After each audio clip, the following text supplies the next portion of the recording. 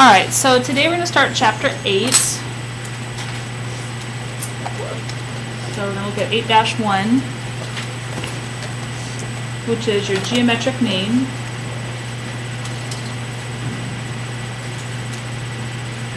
And the Pythagoras Theorem.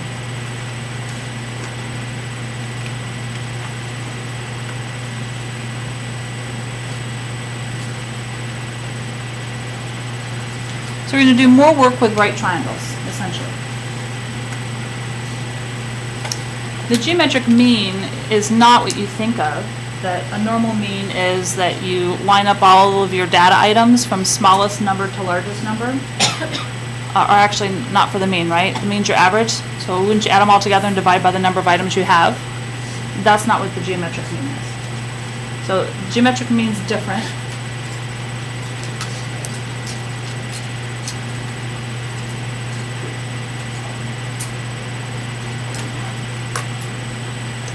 Geometric mean is between two positive numbers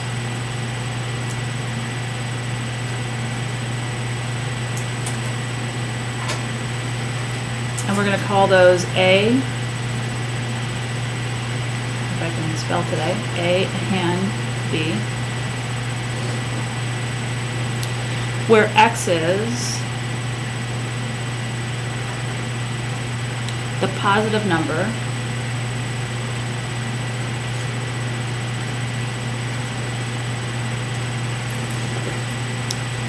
representing the mean.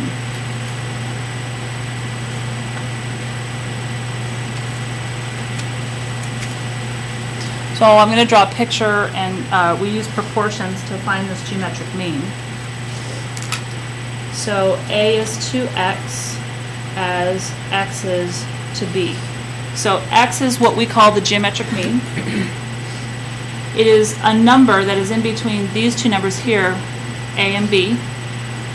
A and b are positive, so x is going to have to be positive also. So you should know that when you find x, if x is not in between these two numbers a and b, and these two numbers are called your extreme values, meaning if you think of extremes, extremes can be extremely low or extremely high. So this is, you know, your low and your high values, and this x is in between those. And you need to memorize this part right here. Everything that we do today is based upon that proportion. Now, certain teachers will teach you the cross products to this and use that for the geometric mean. I just always teach this because it relates to everything that I'm going to show you today. And then don't we solve proportions by using cross products? Okay, so we are going to solve by using cross products.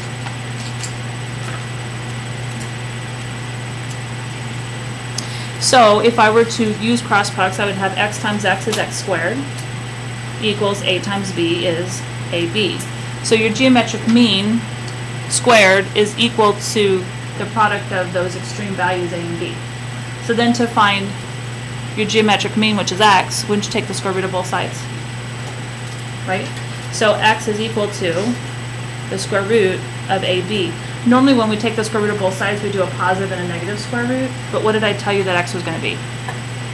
A positive value. So here's one instance where we're not going to do a plus minus because I already know that x is positive. We're not going to look at the negative value.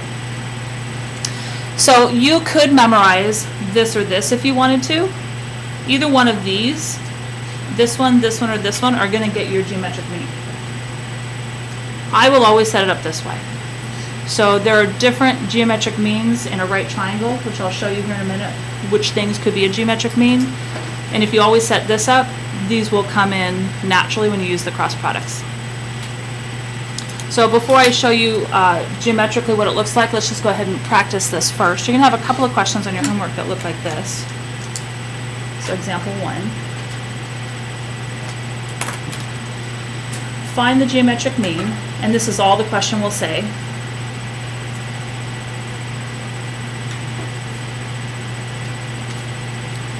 Between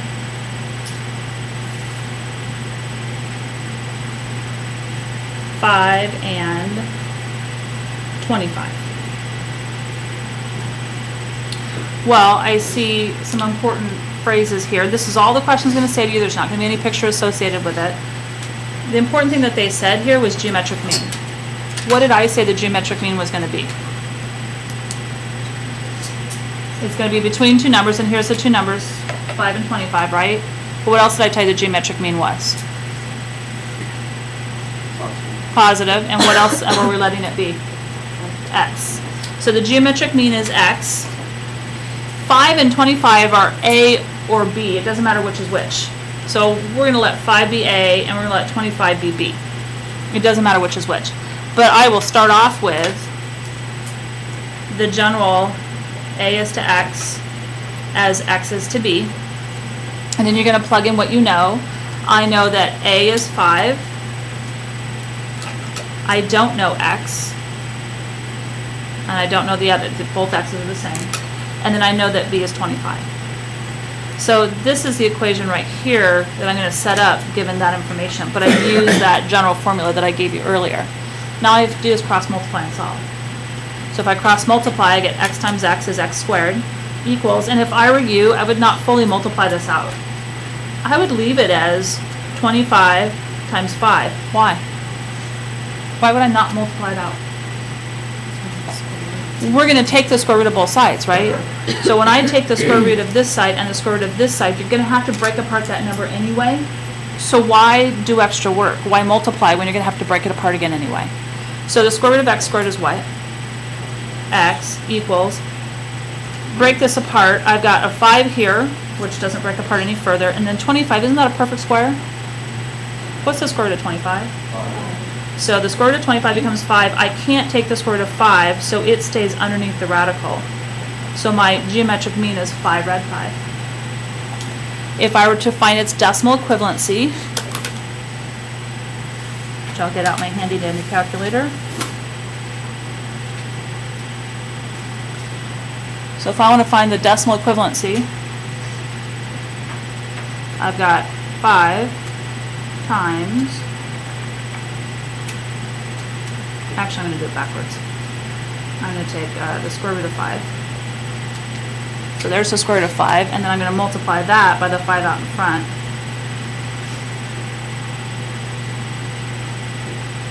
What did I just do wrong? Something didn't work out. So 5, did I multiply by 25? No, there's 5. There must have been something else in there. Oh, did I? Okay, so there we go. Is that in between 5 and 25? How did I know that something was wrong the first time? It wasn't between 5 and 25. So if you want to check it on your calculator, you can, just to make sure it's in between those two numbers. Make sure that you're using your calculator correctly. That would always be a plus. So you can have a couple of questions on your homework that look like that. No pictures, nothing. So then those are the easy questions. So then the harder questions look like this. So we're going to look at a theorem.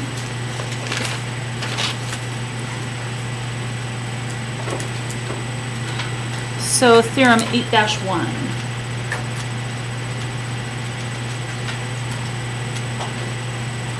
So you have this on your flashcards. What you don't have is a picture to go with that theorem. So when you look at your flashcards, you're going to want to add the picture. So the theorem says if the altitude, and we're going to have a picture that goes with this,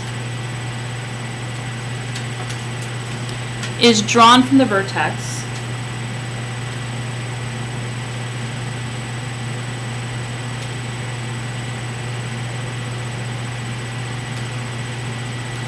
of the right angle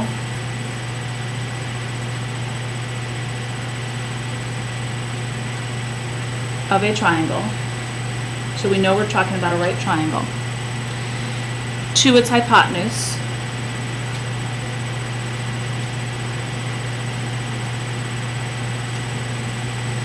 then the two triangles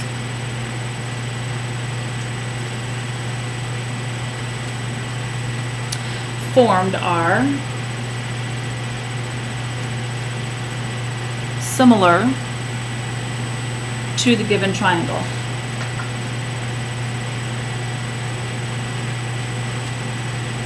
And to each other.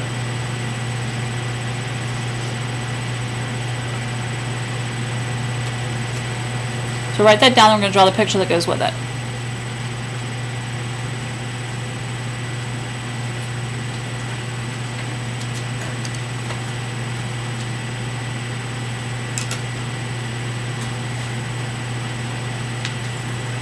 Here's where a highlighter and different colors would be extremely useful.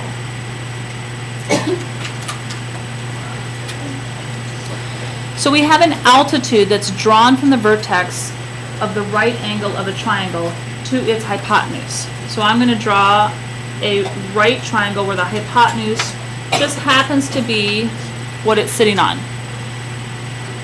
You will not necessarily have a picture that shows the right triangle sitting on its hypotenuse.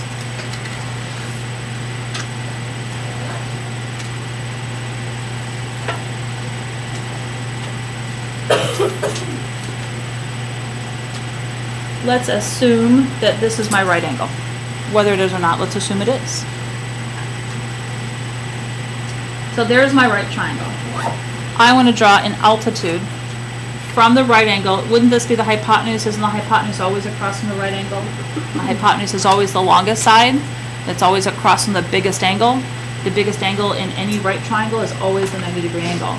So here's my altitude. Altitudes come from a vertex and they hit the opposite side at a right angle.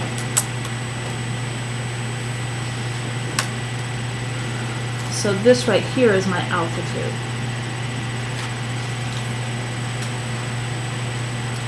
What other parts do you know about this right triangle? What's this on the right triangle? What's this side called? A leg. And what's this side? There's no base on a right triangle. Another leg.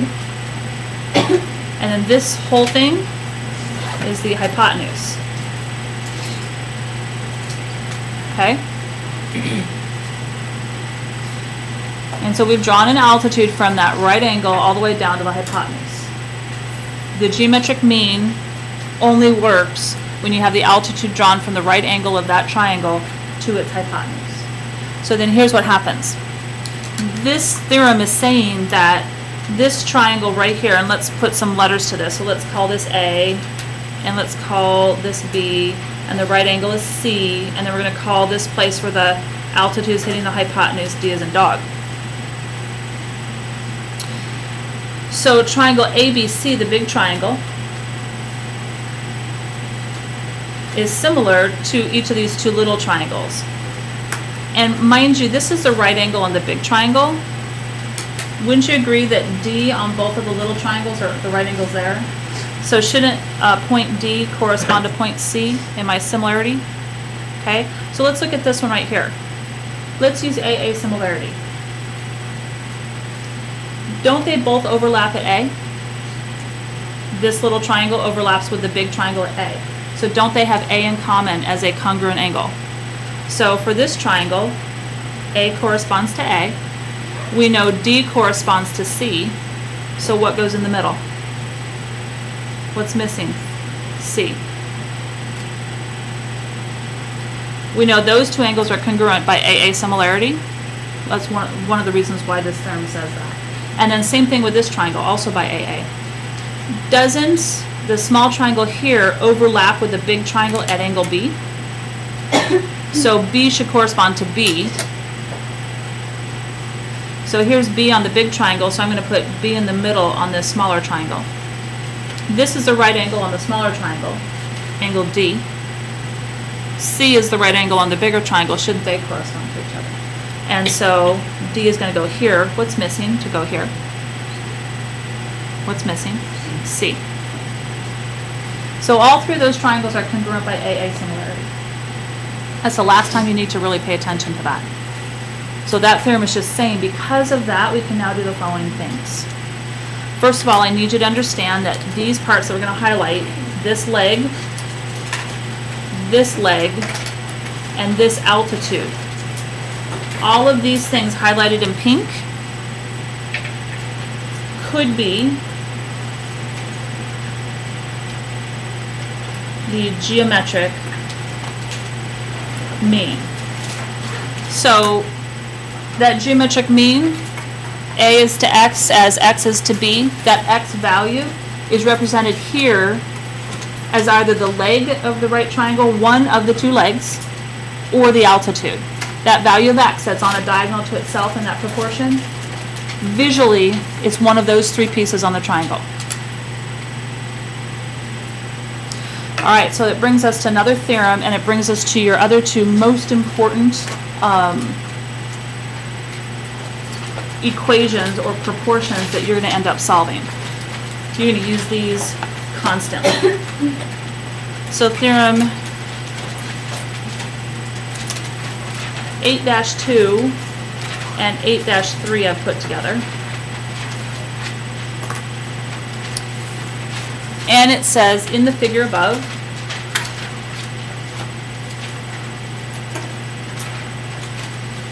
so if I were you, I would make sure that everything that's on this half of your page here gets translated to your flashcard for theorem 8-2 and 8-3. They kind of go together. They're saying the same thing.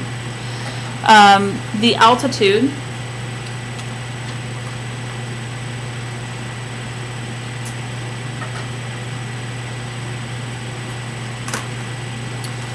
which in this case in the figure above is CD, segment CD, or the legs,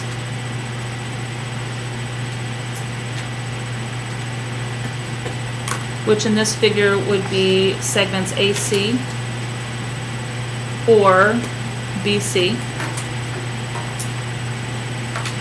are the geometric means.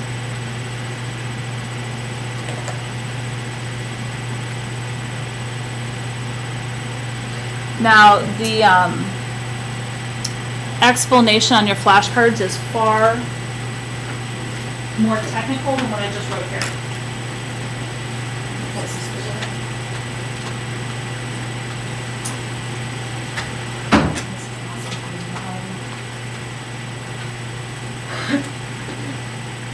All right, so here's how I've boiled it down for you. I've boiled it down to two different rules, either your altitude rule or your leg rule, because when you look at your geometric mean, it's either going to be a leg or it's going to be an altitude. There's only two pieces it could be. If your geometric mean is an altitude, you're going to follow what's called the altitude rule. You've got to memorize these. Now I'm going to use that same proportion from before. And up here, let's talk about this hypotenuse, by the way. So this hypotenuse right here, if the geometric mean is the altitude, bless you, doesn't the altitude cut this hypotenuse into two pieces? We're going to call one piece H1. We're going to call the other piece H2. Hypotenuse 1, hypotenuse 2. So if your geometric mean is an altitude, it cuts the hypotenuse into two pieces. Okay? So that hypotenuse is going to go, that's going to be your extreme values. Oh, good gracious.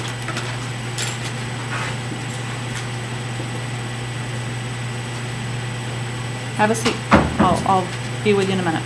All right, so always on this diagonal for your A and your B diagonal, you're going to put some part of your hypotenuse. In this case, because the altitude cuts the hypotenuse into two pieces, you're taking each of the two pieces of that hypotenuse and you're putting one in for A and one in for B. Then because your altitude is a geometric mean, isn't this the geometric mean diagonal here?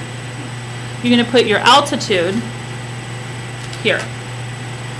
Remember that geometric mean is always the same thing, so it should be on a diagonal to itself.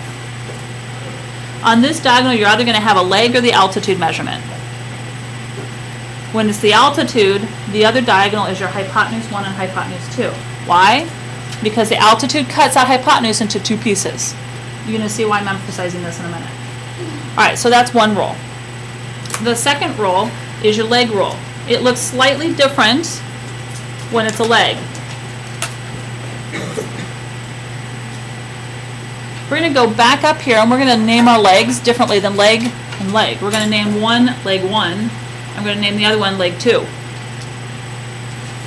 Because they're different from each other, aren't they? Alright, so we're going to use the same proportion. If your geometric mean is a leg, you're either going to have leg 1 here or leg 2 here. But they're going to be the same. So you have leg 1, or leg 2, leg 2. You're not going to have like a leg 1 here and a leg 2 here. You only choose one of them. And sometimes this diagonal, the geometric mean, is a variable. It could be unknown. Same thing over here for the altitude rule. That altitude could be unknown, and we're going to do some problems together here in a minute. So your leg goes diagonally here. Now your hypotenuse looks slightly different. If this is the leg that we're looking at, leg 1, notice that leg 1 and hypotenuse 1 are touching each other, right? And notice that leg 2 and hypotenuse 2 are touching each other at this point B. If my leg is the geometric mean, what does the leg do to the hypotenuse? Does it cut it into two pieces or keep it whole? My leg is cutting along here. Is it cutting that hypotenuse or keeping it whole? It keeps it whole, right? The only thing that cuts the hypotenuse is an altitude.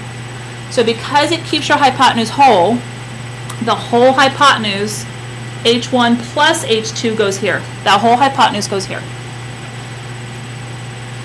Always with the leg, because the leg keeps a whole. This other piece here is the piece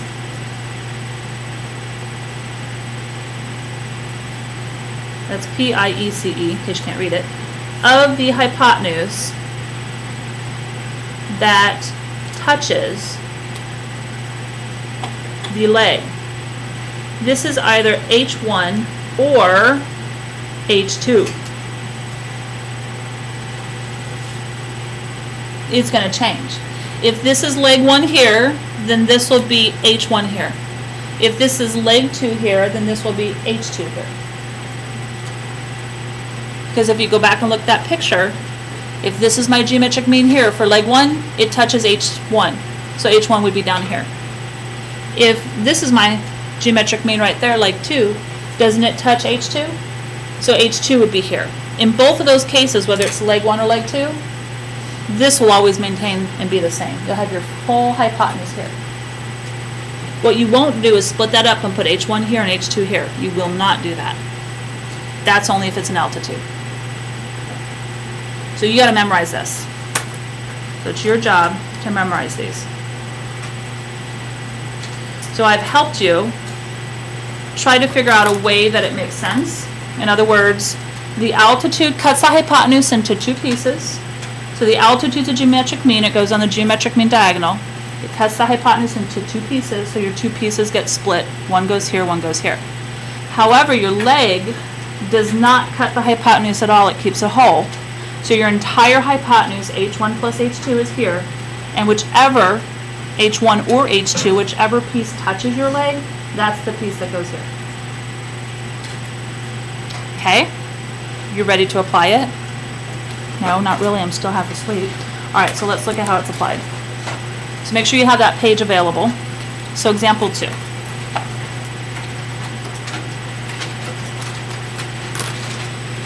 And if you try to read your textbook is really confusing on this. So if I were you, I wouldn't even read the textbook. So find the value of x.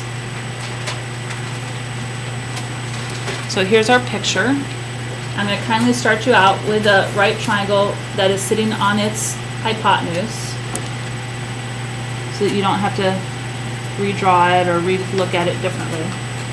For some people that matters, for some people it doesn't matter.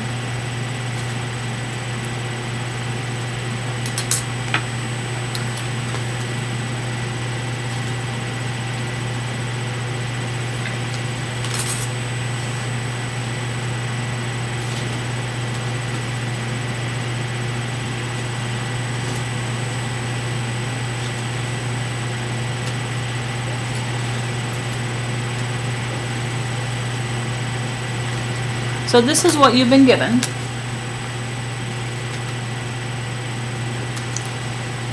Out of the three things that have been named, which of those things could be a geometric mean? Could it be the x, the 4, or the 8? Why the 8? It's an altitude. How do I know it's an altitude? It's coming from a vertex and it's hitting the opposite side at a right angle. I know it's a right angle because they've told me so right there. Okay? Now this triangle could be turned any way they want to. They could turn it this way. They could turn it this way. And that's when it's going to be a little bit more difficult for you to see. So be aware that they can turn that triangle on you. All right, so because I've identified that this is an altitude, right, not a leg, important, I'm going to use the altitude rule.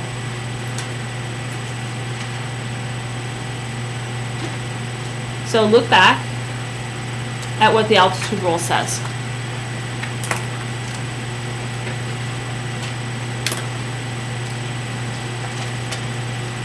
Your altitude is the geometric mean, so it goes on the geometric mean diagonal. What goes on these two parts? Does the altitude keep the hypotenuse whole or cut it into two pieces? And the two pieces, this would be H1, and wouldn't this be H2? Honestly, it doesn't matter whether you put X here or 4 here. You could switch these, it won't matter. Don't get all caught up in which is H1 and which is H2. So long as they're individually on this diagonal, you'll be fine for the altitude rule. And so for our purposes here, I do know what the altitude is, don't I? So I've got 8 goes here and here, and I still have my X here and my 4 here. Isn't that an easier proportion to solve? You can solve it however you want to. I'll generally solve it with cross products. You could reduce this first if you wanted to, or not, it's up to you. I typically will reduce it first. So now I have X times 1 is X, 8 times 2 is 16.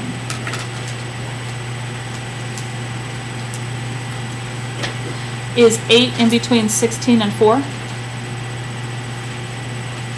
Yes. So it's a reasonable solution. So the value of X, this part of the hypotenuse, is 16. Now if I asked you to find the measure of AC from here, couldn't we use Pythagoras Theorem to find the measure of AC? Couldn't we? We could also use the leg rule too, and you'll get into using some of that as we go along, and they might ask you to find multiple things in a particular problem, but this one only asked you for the value of X. All right, let's look at a different one. So example 3.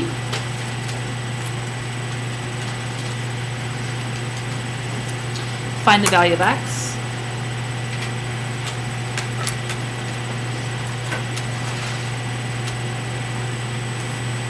So again, I'm going to be kind. I'm going to put the hypotenuse at the bottom.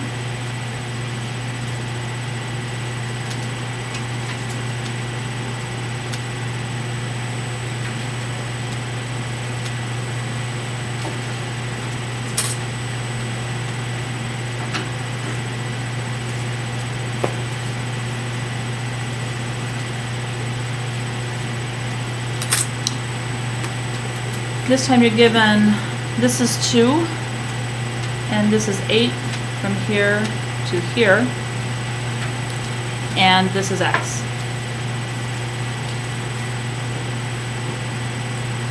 So they've given you one part of hypotenuse, they've given you the whole hypotenuse, and they've given you this value here, this side as X. Which of those 3 values could be the geometric mean? You're always trying to identify that geometric mean first. The 2, the 8, or the X. You're looking for a leg or an altitude, right? Well, the altitude's here, but it doesn't have anything named on it, right? So we can't use that as a geometric mean. We know nothing about it. Here's a leg. Because it's a leg, we're going to use the leg rule.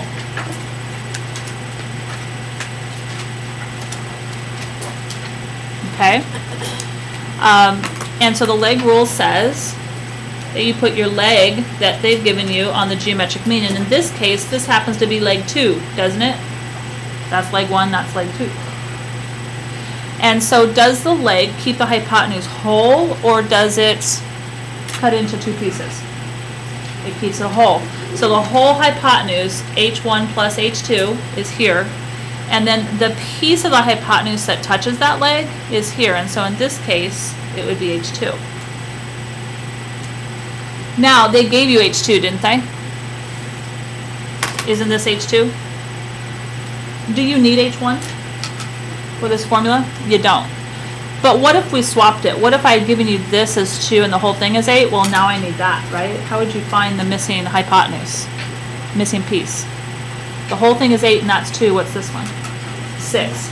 So if you get in a situation where the 2 was over here and you needed to know what that one was, you can subtract it from the whole thing. Now what if the whole thing were X and that were 2? How would you find that one? If the whole thing were X and that were 2, what would that represent? If that's x, then wouldn't this be x minus 2? Okay, so also bear that in mind, okay? So you can have a variable here. You could have a variable here that hopefully there's the same variable. If they're not, you're going to have an issue. All right, so here we don't have those big of issues. Should be fairly straightforward. So I'm going to put my leg value here on the diagonal, which happens to be x, which that's okay. Your geometric mean can be a variable. And then what's the whole hypotenuse distance? 8. So this is your h1 plus your h2 value, right? So your 8 goes here, and then what value goes here? The 2, because that's your h2. So now cross multiply and solve. X times x is x squared. Because it's a small number and neither 8 nor 2 are perfect squares, I actually would do 8 times 2 is 16. Why? Because it makes a perfect square, right? So then when I take the square root of both sides, I get x is equal to 4. Now x, mind you, is our leg, or geometric mean. So you could plug it back in here. Is 4 in between 8 and 2? Yeah, so that's another reasonable solution. All right, so let's look at something slightly more difficult. You ready? 2 more problems and we're done. Actually, one more with the geometric mean. All right, so example 4. Find the value of x.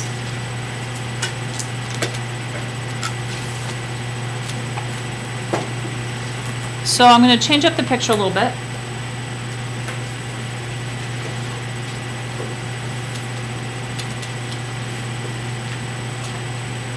And by the way, you can't always go by what the picture says. In other words, if one side looks shorter than another side, you can't always assume that this value looks shorter than this value right here, so that this leg will always be bigger than this leg. Your book loves to switch them around and like make this one 2 and that one 4. So you're going to have to get over that, and they do that on purpose so that your logical brain has to work harder with your visual eyesight, and you have to kind of ignore that. Sorry, but it's true. All right, so this is going to be A, this is B, and this is C. So if that's my right triangle, where is my altitude for the geometric mean coming from? What vertex? A, and so that means it has to go to BC. So that means that would be my altitude, and so this is D. And so on this picture, you are given, this is 4, this is 12, and this is X.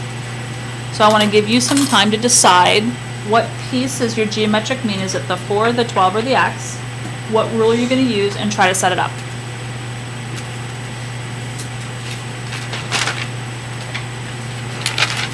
So find the side that's your geometric mean first. Is it an altitude or a leg, and then use that rule.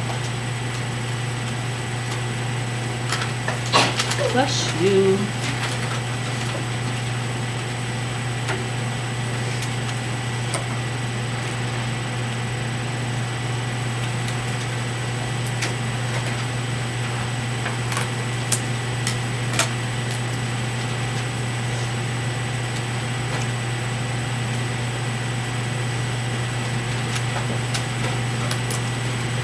So what piece is your geometric mean?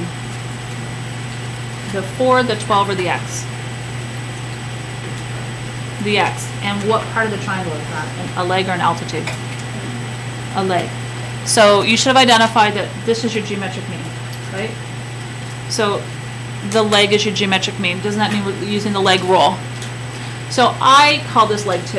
If you called it leg 1, that's fine. So if you called it leg 1, you'd have leg 1, and then wouldn't you have H1 here? Wouldn't your H1 and my H2 be the same thing? Okay. So it really doesn't matter which you choose as long as you're consistent in what you choose.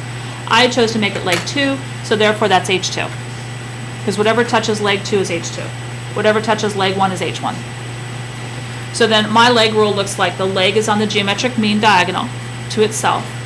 And then because the leg does not cut the hypotenuse into two pieces, it keeps it whole. The whole hypotenuse is here, and the piece of the hypotenuse that touches leg 2 is here.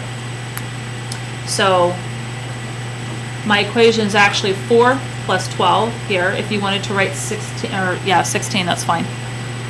And then my 12 is here, and then my leg is x. So continue and solve from there.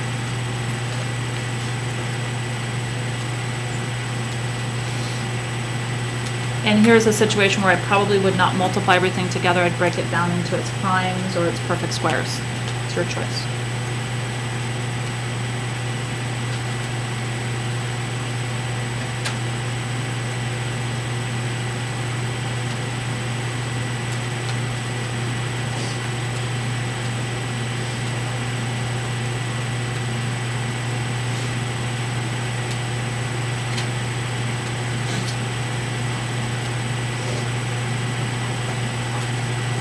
So when you get an answer in proper radical form, share it with those around you.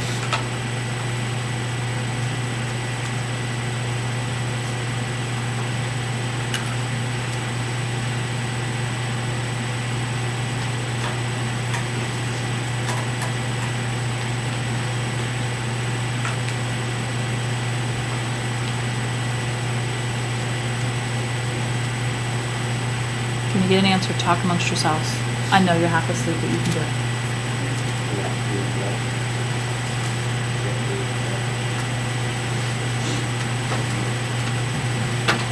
All right, so let's look to see what I have up here. So I chose not to multiply the 16 to the 12. Instead, look what I did. I left the 16 alone. I chose to break the 12. What perfect square is in 12? 4. So 12 is 4 times 3, isn't it? Right? So I broke down there. Some of you might need to break this down even further to all of its primes. So 16 would be 2 times 2 times 2 times 2, and 4 would be 2 times 2. And then you can just circle each of the pairs of prime numbers and pull each of those out. I'd like you to try to get to the point where you're doing perfect squares. So isn't 16 a perfect square? What's the square root of 16? 4, and 4 is a perfect square. What's the square root of 4? 2. They come out in front of the radical, and they get multiplied together. I cannot take the square root of 3, so it stays underneath the radical, and so then 4 times 2 is 8, comes out in front of the radical, red 3. If you need to break this down into your primes, do that, because some of you need to do that. It's what you're used to, it's what you like to do. It just makes it really long sometimes, but that's okay. All right, last one I'm going to do with you deals with Pythagoras Theorem. So, example 5. We should, at this point, already know what Pythagoras Theorem is, right? And so the question is going to ask you to determine whether a triangle with side measures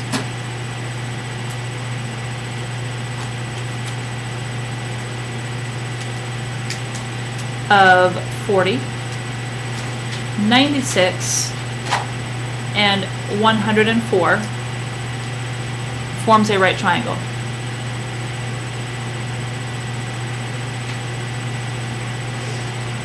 Now, again, your textbook thinks that you're using a calculator, so they give you these ridiculously large numbers, right? Well, Pythagoras Theorem says, for dealing with a right triangle, and those are the 3 sides of my right triangle, Pythagoras Theorem should apply. And isn't that theorem a squared plus b squared equals c squared? What's always c? So which one of these is c? The 104 is c. That's the one you have to identify. And they might not have it in numerical order. You have to be careful. So this one happens to be in numerical order, smallest to largest. It's not always going to be that way, and it definitely won't be on my tests. So I'll put the biggest one in the middle or first, so you have to watch that. So if I were to set this up, I would be putting 40 squared in for A plus 96 squared, oh that's a fun one, in for B equals 104, another fun one to square. So note to self, I personally would be getting out my handy dandy calculator and squaring them, but you still have to show your work. This is the part where you're going to lose points with me if you don't show all your work. So I'm going to help you here. I'm going to square those for you, but as you're doing your homework at home, if you have some ridiculously large numbers, go ahead and break out the calculator and square them. On your test, I'm not going to make them so ridiculously large, or you'd only have one question that would be like that, so it shouldn't take you forever to do. So 4 squared is 16, so isn't 40 squared 1600? That one you should be able to do without a calculator. 96 squared is 9,216, and 104 squared is 10,816. I have to see what a squared is, what b squared is, and what c squared is separately. Then you cannot determine whether it's a right triangle unless the left side equals the right side. If I see a yes or a no at this point, you haven't proven it to me. Why? You have to add these together first of all, right? You have to show me what the left side equals versus what the right side, and 9 times out of 10 you guys leave it like this and you say yes or no, because you haven't finished the problem. And so the left side is 10,816. Is that equal to the right side? So is this a right triangle? Yes or no? Does it follow Pythagoras Theorem? Yes. So yes, therefore it is a right triangle. That does not mean that if it doesn't follow Pythagoras Theorem, it doesn't mean it's not a triangle, it just means it's not a right triangle. And by the way, if the smaller two do not add up to be bigger than the largest number, in other words, if it's not even a triangle, you can say it's not a right triangle because it's not even a triangle, by showing that this plus this is not greater than this. You do have to show that, and you have to prove that part. So you could do that as well. Any other questions?